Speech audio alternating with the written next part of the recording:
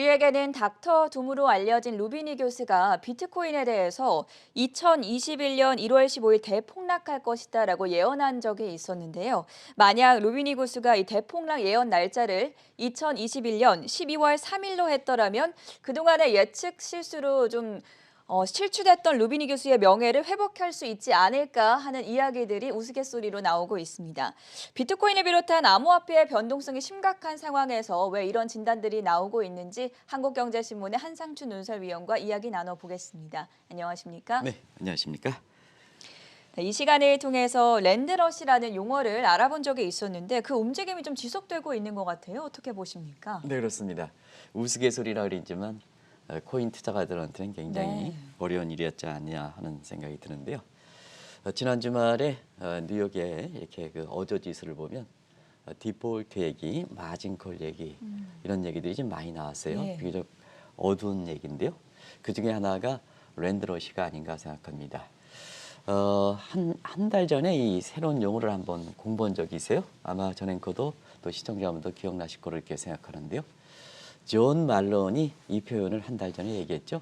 그래서 랜드러시는 그때 당시에 우리가 사실 시골에서 이렇게 할 때 땅 따먹기라는 게 있습니다. 네. 이렇게 밸류라든가 이런 것이 이렇게 가이드런하지 못하고 증시가 이렇게 그때그때 흐름에 따라서 신천지를 갖는 것처럼 이렇게 내가 먼저 가면 예를 들어 최근에 뭐 NFT라든가 이런 쪽에 밸류가 그렇게 크게 형성되지 않은 상태에서 돈만 가면 그렇게 해서 먼저 그렇게 투자했던 사람이 이게 투자 수익을 많이 오르는 이런 랜드러시를 비교했는데요. 요즘에 그 증시가 그런 모습이 아닌가 생각합니다. 그래서 계속해서 우리 전 앵커 입을 통해서 변동성이 강하다 하는 표현을 그렇죠. 쓰죠. 아까 우리 캐서분께서도 장 초반에 다시사반 초반에 다우지수 관련해서 하루 변동폭이 어떻게 되느냐. 네. 그것이 미국 증시의 가장 핵심입니다. 그러다 보니까 이 변동성이 어느 쪽으로 먹히느냐, 위쪽으로 먹히느냐, 밑으로 먹히느냐 하는 것이 조지 소로스의 자기 암시 가설을 보면 결국은 3차 맴돌이 국면이다. 그래서 이것이 개인 투자자들이 긍정적 편향으로 가면 소상승기에 되는 거고, 그 다음에 이러한 것을 극복하지 못하고 일시에 이렇게 떨어질 경우에는 결국 추세적인 하락, 본격적인 증시 하락이다 하는 기로에 서 있는 것이 지금의 국면이다 이렇게 보게 됐습니다. 아마 이 부분은 연일 갈림길과 관련된 얘기들이 많이 나오죠. 지금 뭐든지 정책적으로 갈림길. 아까 우리 정인설 특파원께서 말씀하셨던 미국 경제도 상향 조정하다가 지금 하향 조정. 오미크론도 분위기가 그런 것 같아요. 미국은 오미크론에 대해서 전염성이 강한 거에 굉장히 강점을 둡니다. 네. 근데 이제 한국 같은 경우에는 영향력이 작다는 분야에 이렇게 강점을 둬서 거기에 이제 초점을 둬서 방역 대책을 세우는 이런 분위기인데요. 상당히 한국에 대해서는 굉장히 낙관적인 것 같습니다. 우리 방역 당국에서 종전에는 굉장히 엄격하다가 대선을 앞두고 그래서인지 굉장히 이렇게 우리가 굉장히 낙관적인데요. 그러나 해외에서는 오미크론이 전염성이 강한 것에 대해서 굉장히 개인보다도 사회적, 내화로 인해서 남한테 피해를 주는 게 아니냐 하는 이런 인식이 미국에서는 굉장히 강하고 또 일본에서 강하기 때문에 그런 쪽을 중심해서 성장률도 좀 많이 낮추고 있다 이렇게 보겠습니다. 어찌됐든 정책적으로 이렇게 성장률도 이렇게 갈림길이 되다 보니까 정책적으로도 지금 상태에서 물가를 올라가면 테이퍼링을 앞당겨야 되고 금리를 인상을 앞당겨야 되는데 또 재봉쇄된다면 또 이 테이퍼링은 늦춰야 되지 않느냐. 금리 인상은 가져가기는 더 어렵지 않느냐 하는 이런 갈림길에 속해 있는 것이 지금 국면이다. 이런 과정에서 어느 쪽이 부각되느냐에 따라서 변동성이 상당히 강하다 보니까 이 모습이 닷컴 버블 사태와 비슷한 형국이다. Nobody knows. 아무도 모른다.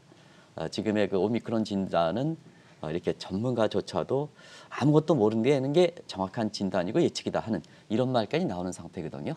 그러다 보니까 지난 주말에 제2의 닷컴 버블 문제 이런 것이 마켓 이렇게 워치의 칼럼 리스를 중심으로 해서 굉장히 많이 나왔던 상황이고 차리 먼거 웍스 해서웨이의 부의장도 비트코인뿐만 아니라 증시도 굉장히 9/11 사건 때 그때 닷컴 버블과 비슷한 상황이다 하는 이런 쪽으로 해서 증시가 혼탁하고 그게 영향을 많이 받는 것이 나스닥 지수거든요. 네. 그래서 3대 지수가 떨어지긴 했지만 나스닥 지수가 비교적 큰 폭으로 떨어지는 것이 지난 주말 모습이었다 리포트 됐습니다. 비트코인을 비롯한 암호화폐 문제를 본격적으로 알아보기 전에 지금 중국의 헝다그룹 사태가 막바지에 오지 않았습니까? 네, 막바지와 또 결국은 지방 정부이긴 하지만 네. 지방 정부의 손을 이렇게 먼저 요청을 한 것은 결과적으로 헝다그룹이 막바지 사태에 왔다 리포트 됐습니다. 네. 이 문제에 대해서도 상당히 제한적으로 이렇게 보는 시각이 있었는데요. 사실은 이 헝다그룹 문제가 본격적으로 국제금융시장에 감지되기 시작한 게 8월 말 9월 달이었었거든요. 9월 26일 날 뭐 이자 문제 해서 다들 아시겠습니다. 지금 이제 시간이 가면 갈수록 이 묵시적 채무, 알려지지 않는 채무가 지금 잡히는 상태거든요. 그런 상태에서 달러 부채만, 위안화 표시 부채가 워낙 많습니다는 달러 부채만 국제사회 국제금융시장에 파장을 미치는 달러 부채만 192억 달러, 굉장히 큰 규모로 나타나고 있습니다. 결과적으로 그동안 달러 부채의 이자만 돌아오는 걸 그저 상환해서 연명하고 있었는데요. 이번을 6일 날이죠. 6일 날이 굉장히 많은 이자가 들어오는데요. 결과적으로 갚지 못하니까 지방 정부의 손을 이렇게 드는 결과를 이렇게 처리했다 이렇게 됐습니다. 그래서 이번 6일 날은 넘어갈 거로 이렇게 보입니다는 26일 날 또 굉장히 많이 부분이 들어오거든요. 근데 왜 이렇게 되냐면 항상 국제금융시장에서는 마지막 매월 12월 말에 국제 기초 시장이 활발하게 움직입니다. 네. 그러다 보니까 26일 날 크리스마스 다 이후에 헝다그룹 이래서 달러 부채를 기초 시장에서 많이 그렇게 조달했기 때문에 26일 날 이자가 많이 나옵니다. 그래서 6일 날 앞두고 중국 헝다그룹이 이렇게 지방 정부에 이렇게 넘어간다 하더라도 결과적으로 테크니컬 디폴트 상태에 빠지는 게 아니냐 하는 지금의 국면이거든요. 그런 과정에서 지금 상태에서는 결국은 일전에 처음 이 문제가 나왔을 때 말씀드렸다시피 사실 헝다그룹도 반 시진핑 계열이거든요. 그런 과정에서 보면 지금의 올해 중국이 시황제 계열에 그렇죠. 지난달에 19기 육중전회에서 시황제 계열에 들어갔지 않습니까? 그래서 반 시진핑 계열을 전부 거기에 먹고 사는 사람들을 전부 제거하는 문제가 일환으로서 부동산 문제도 비트코인 그다음에 외국에 유학하는 사람, 테크래시 관련된 빅테크 기업들 그리고 부동산 문제 이렇게 되는 거죠. 그래서 이 문제도 정리하는 측면에 해서 결국 국유화되는 게 아니냐 이렇게 보고 있습니다. 결국 국유화의 절차가 들어가겠다 이렇게 됐습니다. 그런 과정에서 이제 우리가 우려하는 이것이 제2의 서프라임 같은 이런 사태가 전개될 것이냐 이 문제는 그렇게 우려할 필요는 없습니다. 왜냐하면 제2의 서프라임이 되려면 사실 미국의 금융처럼 글로벌화가 많고 레버리지 비율이 높아야 되는데 그래서 위기가 발생하면 이기에 따른 비용을 남한테 전가시켜서 미국의 당시에 다우존스 지수보다 한국의 코스피 지수가 더 많이 떨어지고 중국의 상해 지수가 더 떨어진 마진콜의 딜레버리지 과정에서 미국은 빨리 살아났고 다른 국가는 더 충격을 미치는 전형적인 나비 효과가 발생했던 거거든요. 네. 그런 사태는 우려하실 필요가 없다 이렇게 보였습니다. 결과적으로 레버리지 비율이 낮고 그 다음에 글로벌 정도가 낮기 때문에 중국 수렴형이다. 중국 수렴형이니까 어떠냐? 내년에 중국의 경제 성장률이 많이 떨어질 것이다. 벌써 중국의 경제 성장률이 3%대까지 낮춰서 보는 시각이 있습니다. 지금의 중국 경제 성장률이 3분기에 4.9%인데요. 지금 3%까지 낮춰보는 시각이 있습니다. 그리고 또 한 가지는 아까 정인설 특파원께서 말씀해 주셨지만 디폴트 문제는 중국만의 문제는 아니거든요. 미국도 지금 가계부채가 많이 증가해서 또 국가도 임시 예산을 가지고 이렇게 되기 때문에 지금 앨런 회장이 이렇게 위기를 촉발시키는 것은 아니고 그동안 CBO 미 예산국의 현금 가지고 지금까지 버텨왔는데요. 15일 날 바닥이 납니다. 그래서 확실하게 2월 28일까지 연장했던 임시 예산을 좀 상원이 확실하게 좀 뒷받침하자 하는 이런 차원에서 혹시나 이 문제가 정리되지 않을 때는 정리될 거로 보고 있습니다는 정리되지 않을 때는 미국도 디폴트 문제가 많이 나올 수 있겠다. 그래서 이번 주에는 디폴트 이런 얘기가 굉장히 많이 화두가 될 거다 이렇게 보여졌습니다. 지난 주말이었습니다. 코인 개미들을 충격에 빠뜨렸던 비트코인을 비롯한 가상화폐 가격 플래시 크래시라고 이야기를 할 수 있을 정도로 좀 큰 폭으로 급락하지 않았습니까? 네, 큰 폭으로 떨어졌죠. 네. 하루에 한 20% 정도 떨어지니까 사실 밸류가 있는 이런 가격 변수 이렇게 보면 이렇게 많이 떨어지는 못합니다. 네. 밸류가 있기 때문에 근데 항상 이제 비트코인 문제에는 밸류가 있느냐 하는 측면에서 사실상 비트코인은 공급량이 제한돼 있기 때문에 이 문제에 대해서 가치를 부여하지만 사실상 시장에서 가치가 없는 상태에서 서플라이와 디맨드에서 형성됐던 밸류 대비해서 서플라이와 디맨드가 형성됐던 이런 측면이기 때문에 올라갈 때는 스카이로켓팅으로 올라가고 그다음에 내려갈 때는 이러한 소위 지난주 말에 프레시 크래시라는 단어가 다시 나왔는데요. 프레시 크래시라는 단어가 나올 수밖에 없다 이렇게 됐습니다. 그런 과정에서 프레시 크래시를 다시 한번 그림을 가지고 좀 말씀을 드리겠습니다. 하이먼 민스크의 노바디 노스 관련해서 그 이염 이상으로 이렇게 나오는 것이 이 프레시 크래시인데요. 한번 잘 보시기 바랍니다. 한번 시청자 여러분 같이 이 그림 가지고 다시 한번 비워드리는데요. 이 그림 가지고 한번 보겠습니다. 같이 한번 읽어보시기 바랍니다. 지금 모든 가치가 떨어질 때는 가격이 떨어질 때는 전형적으로 이 경로를 거치거든요.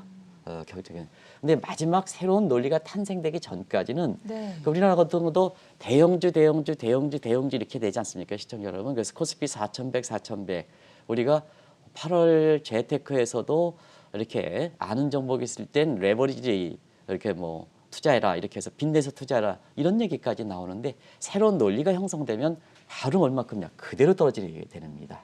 그래서 우리가 그 과정을 맨 처음에는 흔들린다 워브링 마켓 최근에 변동성이 확대되는 것도 주식에 있어서는 어느 쪽으로 가느냐가 굉장히 중요하거든요. 그 과정 한번 보겠습니다. 정 PD 같이 워브링 마켓 맨 처음에는 변동성이 많이 확대됩니다. 최근에 증시도 그렇죠.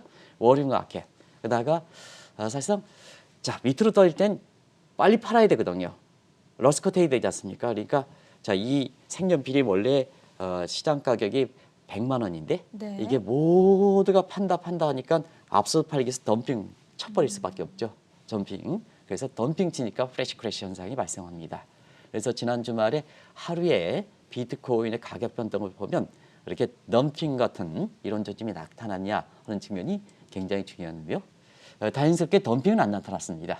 그래서 프레시 크래시 20% 이렇게 폭락한 후에 주가가 좀 코인 가격이 좀 올라가지 않느냐 하는 측면인데 4만 달러 초반에서 덤핑이 나타나지 않았기 때문에 아마 지금은 4만 달러대 후반대로 다시 좀 복귀한 거로 이렇게 나오고 있는데요. 5만 달러 밑으로 됐다 이렇게 보여졌습니다. 그래서 이런 그림들 같은 것을 보여드리는데요. 이런 그림을 아마 최근에 변동성이 굉장히 확대되고 있는 것이 미국의 주가니까 이 주가도 어떤 형태가 되느냐 하는 이런 측면에서 한번 그 그림을 오늘 한국경제TV에 나온 그림을 한번 정도는 좀 간직하셔서 떨어질 때마다 그런 것을 좀 한번 보실 필요가 있지 않냐 하는 생각이 듭니다.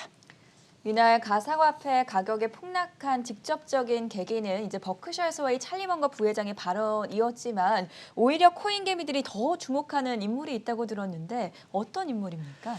브레이너 이사죠. 8월 8월 달에도 우리가 차기 회장으로 브레이너 이사 얘기할 때 비트코인이 폭락을 해서 3만 달러까지 간 적이 있습니다. 그렇죠. 그런 것과 연관시켜서 한번 말씀을 드리겠습니다. 오래돼서 밸류가 이렇게 받쳐지지 않은 상태에서 비트코인은 시장의 수급에 의해서 결정되다 보니까 비트코인을 비롯한 가상화폐는 올해 들어서 천당과 지옥을 갔죠. 천당과 지옥을. 그런 과정에서 올해 한번 쭉 시청자 여러분 연말이 있기 때문에 한번 보겠습니다. 지난 4월 중순 정확하게는 4월 14일인가 이렇게 될 겁니다. 6만 5천 달러 신고가를 기록했죠. 이때가 1억 비트 이런 얘기가 많이 나올 때입니다. 근데 8월 때는 3만 달러도 일시적으로 붕괴됐죠. 마감은 붕괴되지 않았습니다. 장중간 때 3만 달러가 붕괴됐죠. 그다음에 바로 좀 올라와서 11월 달에는 6만 6천 달러까지 갔었죠. 다시 한번 1억 비트 얘기 나왔죠. 근데 이 방송을 통해서 1억 비트는 가기가 힘들겠다 하는 것을 좀 말씀을 드렸었는데요. 바로 한 달도 못 돼서 지금은 다시 4만 달러대로 프레시 크래시가 발생했습니다. 천당과 지옥을 하는데요. 사실은 모든 가격 변수는 전조조짐이라는 게 있습니다. 전조조짐이 있기 때문에 우리가 11월 달에 신고가를 기록한 이후에 시청자 여러분 50일 이동평균선 악몽이라고 이제 표현했습니다. 코인 개미들한테 이 방송이 이렇게 나갔을 때 굉장히 좀 항의를 많이 받았는데요. 모든 프레시 크래시는 어느 날 갑자기 썸데이 썸타이지만 전조가 있습니다. 그래서 50일 이동평균 밑으로 떨어지는 부분을 좀 주목하실 필요가 있다 하는 걸 말씀드리고 전앵커도 그런 에커를 했을 겁니다. 6만 선 붕괴 이후에 앞으로 비트코인이 혹한기에 진입할 네. 것이다. 기억이 나십니까? 기억납니다. 기억나시죠? 윈터이라고 표현이 되어 네네. 있더라고요. 그때가 그럴 겁니다. 그리고 또 한 가지는 기술적 지표상으로 보면 WG형이 되기 때문에 보통 WG형, WD 형태는 추가 하락을 나오는 겁니다. 그래서 이런 쪽에 그 말씀을 드렸었던 적이 있는데요. 아무래도 이제 코인 개미분들이 좀 이렇게 마음을 좀 어렵게 했던 겁니다. 그래서 상당히 좀 이렇게 했었는데요. 여러분 12월 달에서 페드의 부의장으로 브레이너 이사가 이렇게 등장했거든요. 네. 그런 측면에서 보면은 찰리 멍거의 발언은 올해 4월 달, 5월 달, 6월 달에도 있었습니다. 그런데 똑같은 발언을 두고 왜 이렇게 폭락하느냐 하는 측면에서는 그때보다 가격이 더 많이 올라갔을까? 4월 달에도 6만 5천 달러, 지금도 6만 6천 달러, 그리고 이번에 찰리 멍거가 얘기할 때도 6만 달러뿐이 안 됐거든요. 그런데 사실 그 찰리 멍거의 발언은 올해 6월 달의 발언과 거의 비슷한 발언입니다. 그런데 시장에서는 오히려 브레이너의 페드 행정 담당 부의장으로 임명했던 것을 더 이렇게 가격 폭락에 직접적 계기가 되는 것이 아닌가 생각하는데요. 일전에 한번 그런 말씀을 드렸죠. 이 코인 개미들은 브레이너 이사들을 비트코인을 비롯한 가상화폐 최대적이다. 한번 제가 방송에 드린 적이 있습니다. 센트럴뱅크 디지털 커런시 이렇게 관련해서 최대적이다. 그럼 왜 최대적일까 하는 것을 조금 이따 말씀드리겠습니다. 결과적으로 행정 담당 부의장으로 되고 그다음에 지난주에 감독 담당을 했던 코드레이를 주목하실 필요가 있다. 네. 금융 규제를 굉장히 강화한다. 감독을 강화한다. 감독을 강화할 때 시청자 여러분 우리가 너드 프랭크 법의 레버리지 규제를 강화하는 점이 있습니다. 그 레버리지 규정은 뭐냐? 몰커 룰에서 내가 증거급이 자 요거 보면 5배 이상으로는 더 이렇게 레버리지 투자하지 말라는 얘기입니다. 거기에 이제 너드 프랭크법의 레버리, 프람 트레이딩, 자기 자본 규제가 있고 레버리지 규정이 있는데요. 요 규정이 있거든요. 그러다 보니까 요 사람이 딱 해서 코드레일이 들어오니까 사실상 3박자죠. 저승사자, 대기업의 저승사자 리칸, FTC 위원장이죠. 그다음에 행정 담당에서 이런 그 비트코인에 대해서 굉장히 아주 절대적으로 금지로는 브레이너 이사, 그리고 몰커 레버리지. 지금 이제 한번 보시겠습니다. 코인 투자하는 것 같은 경우 레버리지 투자를 많이 하지 않습니까? 레버리지 투자의 오베인을 축소시키는 코드레일. 이게 딱 들어다 보니까 비트코인이 가장 가격에 거품이 많이 발생했던 이 비트코인을 비롯한 가상화폐부터 직접적으로 폭락하게 되는 거다. 그러면 주식도 거품이 많이 있겠으니까 어떻게 할 것이냐, 전파할 것이냐 하는 쪽이 지금 관심이 되는 대목이다 하는 걸 말씀드리겠습니다. 이 시점에서 브레이너드 이사가 비트코인을 비롯한 가상화폐에 대해서 어떤 입장을 취하고 있는지를 좀 점검을 해보면 좋을 것 같은데요. 네. 8월 달에도 브레이너 이사가 차기 의장으로 검토될 때 네. 3만 달러로 폭락했습니다. 이번에는 행정 담당 부의장으로 임명했을 때 폭락했습니다. 왜 그럴까 하는 측면을 지금부터 말씀드리면 브레이너에서는 센트럴뱅크 디지털 커런시를 주관했던 사람입니다. 네. 그래서 8월 달에 센트럴뱅크 디지털 커런시와 관련해서 시청자 여러분 기억나시겠습니까? 잭슨 홀 미팅, 파월 의장 브레이너 하는 과정에서 파월 의장이 9월 달에 센트럴뱅크 디지털 달러를 도입하는 문제를 보고서를 발표하겠다. 기억나십니까? 네.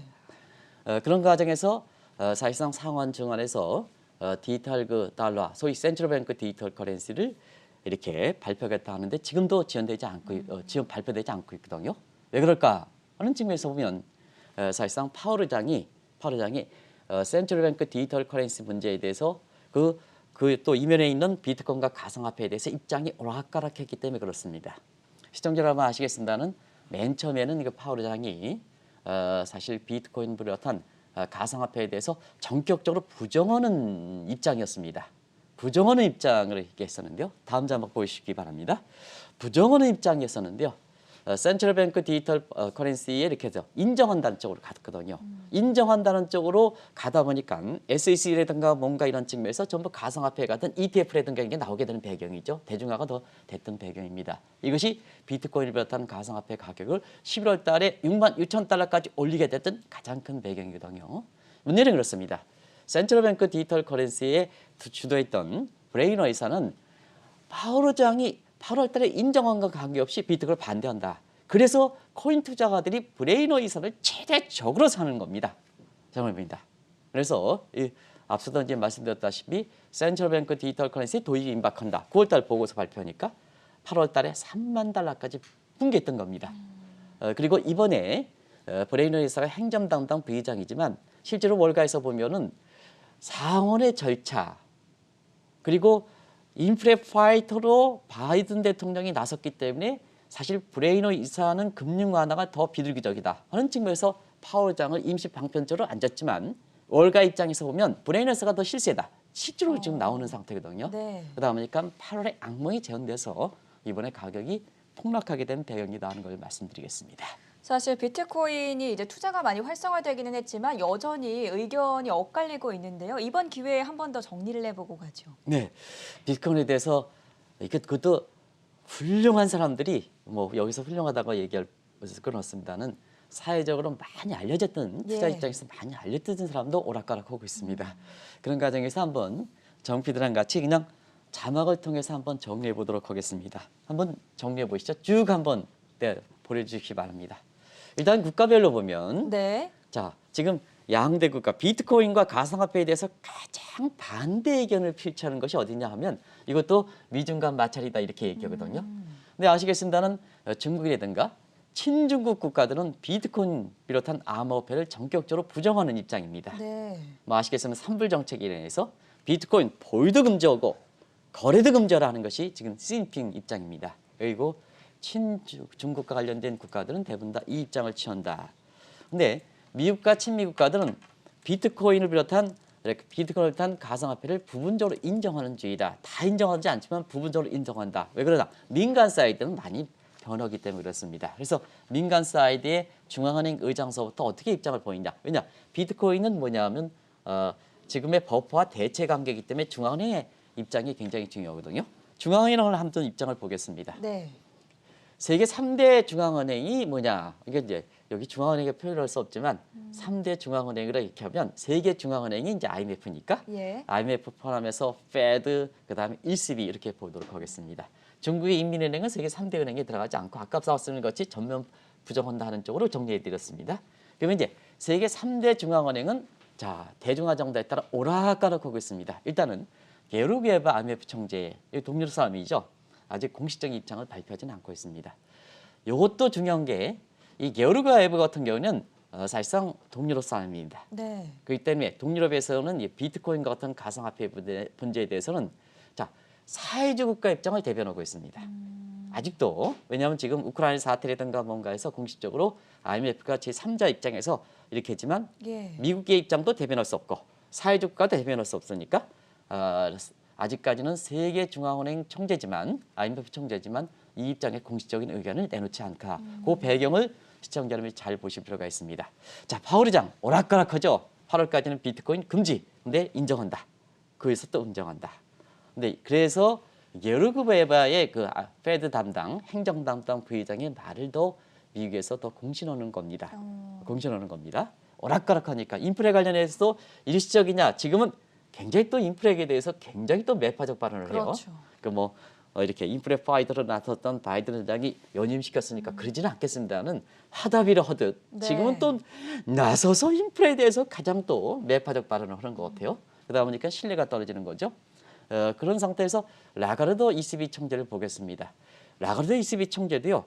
2017년 홍남기 지금의 부총리가 국무총리 조정시장에서 우리 비트코인 단장을 했을 때 그때 보면 라가르도 이때는 ECB 총재가 아니라 IMF 총재였습니다. IMF 총재에 강하게 부정했습니다.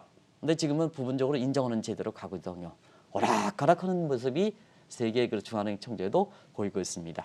그러면 이제 다른 사람들 한번 보겠습니다. 국가도 정리했고 중앙은행도 정리했으니까 다른 사람을 한번 보겠습니다.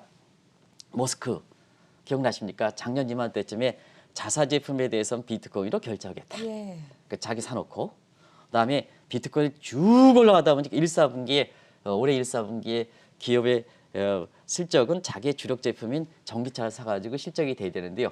제 기억으로는 한 3천억 달러 이상의 이렇게 그 실적이 나왔었는데요. 그게 3분의 1이 비트코인 팔아가서 그렇죠. 그래서 그래서 홀딱 팔고 예. 나중에 또 비트코인에 대해서 결제하지 않겠다 이렇게 입장이죠. 그리고 더즈코인 개그림이 있는 더즈코인 가지고 하겠다 하는데 그게 실패했죠. 시장의 신뢰를 잃어버리니까 이게 이제 오락가락 나이먼 회장도 비트코인에서 오락가락하죠. 네, JP 모건 회장. JP 모건 회장이요. 올해 이 JP 모건은요 뭐든지 예측이 다 실수했습니다. 그러네요. 네, 다 실수했어요. 뭐든. 그 밑에 이코노미스트 그렇고 애널리스트 그렇고 여기 다이먼 회장도 마찬가지로 오락가락. 그래서 다이먼 회장 같은 경우는 비트코인에 대해서 someday, sometime, zero 됐는데요. 최근에는 한 14만 달러까지 갈 거다 이렇게 인정하는 것 같습니다. 그리고 루비니 교수는 1월 15일 아까 우리가 전 앵커가 재미난 표현을 썼습니다는 그게 월간 모습입니다. 1월 15일에 아주 대폭락한다. 12월 4일에 예상을 했다면 딱 들어맞지 않습니까? 그렇죠. 그래서 이제 월가에 그런 얘기가 나온 것을 모두에서 네. 우리가 그 경제 지식이 높은 이렇게 전 앵커께서 리드멘트를 그런 게 친 게 아닌가 생각하는데요. 바로 그런 거거든요. 루비닉에서는 대폭락한 왜냐요? 밸류가 없기 때문에. 밸류가 없기 때문에.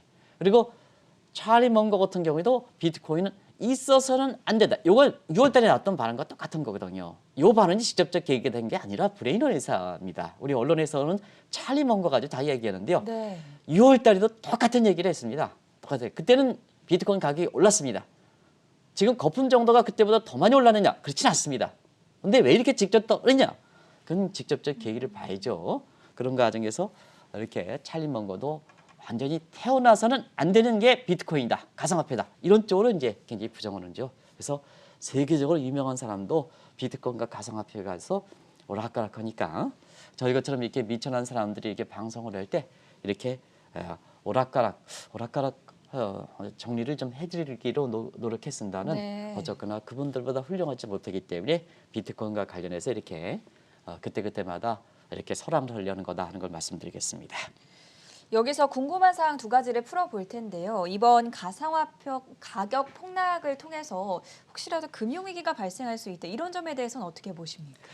이거는 사실 2019년에도 이게 뭐든지 금리위기가 발生마진콜이 발생해야 됩니다. 네. 증거근거적 현상. 마진콜이 발생해야 되는데 마진콜을 누가 대체해 주느냐 하는 문제거든요. 근데 중국은 뭐냐? 사회주의 국가 아닙니까? 그렇죠.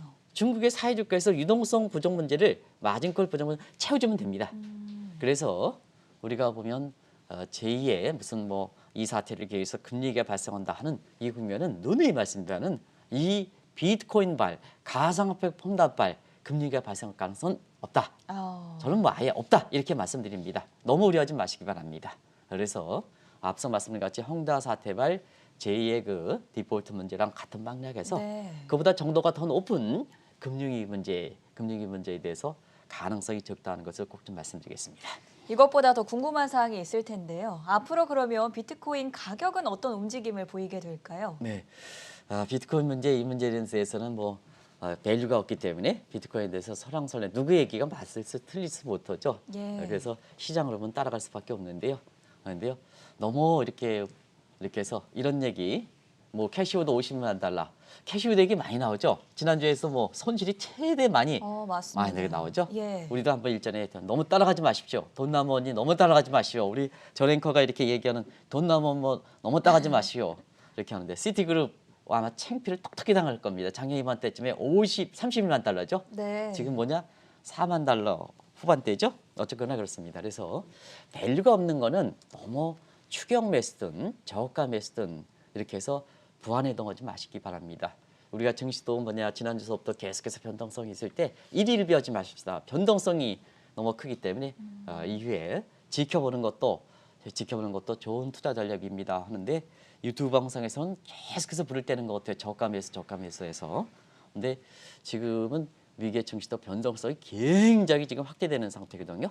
그런 과정에서 골드만삭스라든가 이런데 변동성이 어디로 가느냐에 가장 중요한 요인인 펀더멘탈의 성장률을 좀 낮추고 있는 이런 상태거든요. 그런 과정에서 사실 떨어지면 사야 된다. 맞는 전략이지만 그것도 때가 있는 겁니다. 그런 측면에서 지난 주말에 이렇게 유튜브 방송을 우연하게 봤는데요. 너무 이렇게 저가 매수를 추천한 것 같습니다. 지금은 지켜보는 것도 굉장히 중요하다. 그래서 우리가 이렇게 해서 배당, 그다음에 그 글로벌 ETF 테마 같은 예. 중국 전기차 같은 그렇죠. 이런 것, 그다음에 현금 3대 4대 3. 또 일부 CEO는 이렇게 아주 우리에서 훌륭한 CEO는 3대 3대 4. 이렇게인데 어쨌거나 그 비율에 관계없이 이렇게 해서 연말을 좀 지켜보실 필요가 있다는 거 꼭 좀 말씀드리겠습니다. 주말 동안에 비트코인 가격이 많이 급락했기 때문에 여기에 대해서 걱정이 많으실 투자자분들을 위해서 이 사안에 대해서 저희가 좀 자세하게 짚어봤고요. 사실 주말에 발표된 또 환율 보고서가 있었죠. 미국 재무부가 한국을 환율 관찰 대상국으로 유지를 했는데 이 부분에 대해서도 궁금증이 많으실 것 같아서 좀 천천히 짚어보고 가도록 하죠. 네, 우리 캐스터분께서 이 문제는 좀 짚을 거로 생각했어요. 네. 근데 안 짚어가지고 제가 긴급으로 이렇게 그 환율에 대해서 요새 관심이 많다고 그렇죠. 보고 지금 12월 달이니까 내년도 사업계획관에서 가장 중요한 게 환율 문제거든요. 네. 그래서 환율 보고서가 이렇게 발표돼서 조금 좀 해설해 드릴게요. 네. 환율 보고서 원래 10월 15일 날 발표했기로 됐는데요. 미중 간의 마찰 문제 때문에 이번에 한 약 2달 못 미칩니다. 2달 정도 늦춰서 네. 이게 그리고 지난주에도 이제 사실 임시 예산이든가 이런 거 문제 이렇게 페드의 의장 문제, 부의장 문제가 정리됐기 때문에 이제 조만간 환율 보고서를 이제 발표할 겁니다 하는 말씀도 드렸습니다는 지난주 말에 발표했어요. 우리는 변동이 없습니다. 왜 변동이 없느냐? 일전에 한번 말씀드렸습니다는 환율의 이렇게 조작 문제죠. 우리 조작 문제는 인위적으로 원화를 절하시켜서 가치를 내서 수출을 증대하는 이런 문제가 걸린 궁핍화 문제이기 때문에 이웃을 뭐냐 어렵게 하는 거죠. 이걸 공정 차원에서 이것을 하는 게 환율 보고서의 목적이다. 물론 2015년에 매너 해치 카퍼에 의해서 무역 수지 흑자 200억 달러 이상, 경상 수지가 GDP 대비해서 2% 이상, 환율 계획이 1년 동안에 GDP의 2% 이상 세 가지 요건을 충족하면은 환율 심층 대상국 두 가지만 환율 관찰 대상국. 우리는 환율 관찰 대상국이죠. 네. 그다음에 그렇지 않을 때는 이게 포함되지 않는데요. 다만 요번에 왜 이렇게 문제가 되지 않느냐? 시청자 여러분 한번 보면 미국도 중국도 수입물가 상승 인플레 문제 최대 이슈. 외부적 샤크의 최대 이슈. 그러다 보니까 수입물가가 상승하는 것에 따라서 미 국민들의 고통, 체감 물가 증가 요걸 하기 위해서는 수입물가를 안정시켜야죠. 당장 가져갈 수 있는 게 달러를 절상시키는 거죠. 가치를 올리는 거죠. 네. 그럼 우리가 원화가 절하되더라도 가치가 올라가더라도 특별히 문제가 없죠. 그래서 그런 각도에서 이번에 환율 보고서는 특별히 우려를 하지 마십사 하는 것을 말씀드리겠습니다. 다만 베트남과 그다음에 대만이 환율 신뢰 조작구로 걸렸습니다. 혹시 베트남과 대만과 관련돼서 이렇게 거래를 많이 하시는 분 같은 이 대목을 좀 염두에 주실 필요가 있다 하는 것을 말씀드립니다. 우리의 지위는 변동이 없습니다. 왜 그러냐? 변동이 없을 수밖에 없는 게 미국이 달러를 강세를 주도하고 있습니다. 수입물가 안정 차원에서. 그렇죠. 그래서 원화가 절하가 되더라도 그 문제가 없다. 이전에 한번 짚어드린 쪽으로 환율 보고서가 나왔다 하는 걸 말씀드리겠습니다. 네, 오늘은 주말 사이에 큰 폭으로 급락을 했었던 비트코인 가격과 그리고 미국 재무부가 발표한 환율 보고서에 대해서 자세하게 짚어봤고요. 지금까지 도움 말씀에 한국경제신문의 한상춘 논설위원이었습니다. 고맙습니다. 네, 고맙습니다.